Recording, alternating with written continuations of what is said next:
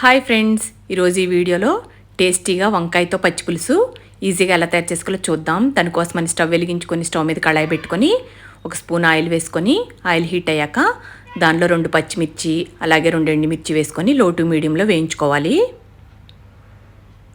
అవి కొద్దిగా అలా వేగాక 2 వంకాయలు తీసుకొని ఈ విధంగా కడిగి ఈ విధంగా కట్ చేసుకొని ఉప్పు నీళ్ళలో వేసేసుకున్నానండి. ఆ వంకాయ ముక్కల్ని ఇందులో వేసేసుకొని 2 మినిట్స్ వేయించుకోవాలి. 2 మినిట్స్ వేయించుకున్నాక ఇప్పుడు ఇందులో పావు స్పూను సాల్ట్ వేసుకొని వంకాయ ముక్కలు సాఫ్ట్ అయ్యేదాకా వేయించుకోవాలి.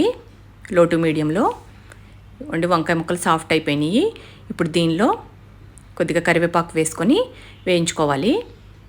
కరివేపాకు ముందే వేస్తే మాడిపోతుందండి, అందుకే ఇప్పుడు వేశాను.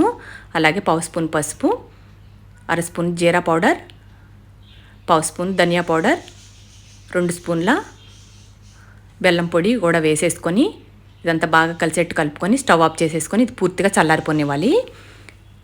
నేను ముందుగానే ఒక నిమ్మకాయ సైజు చింతపండు తీసుకొని నానబెట్టేసుకున్నానండి వేడి నీళ్ళలో. అది పూర్తిగా నానిపోయింది. ఆ రసాన్ని తీసేసుకుని ఒక గిన్నెలో పెట్టుకున్నాను. ఇప్పుడు ఈ వేయించుకున్న వంకాయ ముక్కల్ని పచ్చిమిర్చిని వీటన్నిటిని చేత్తో ఈ విధంగా స్మాష్ చేసుకోవాలి.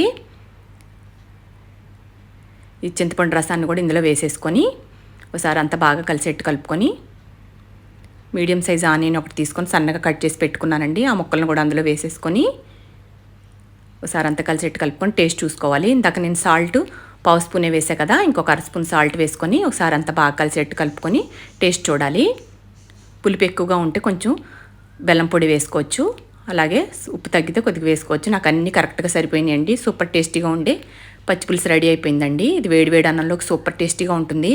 మీరు కూడా ఒకసారి ఇలా ట్రై చేసి చూడండి.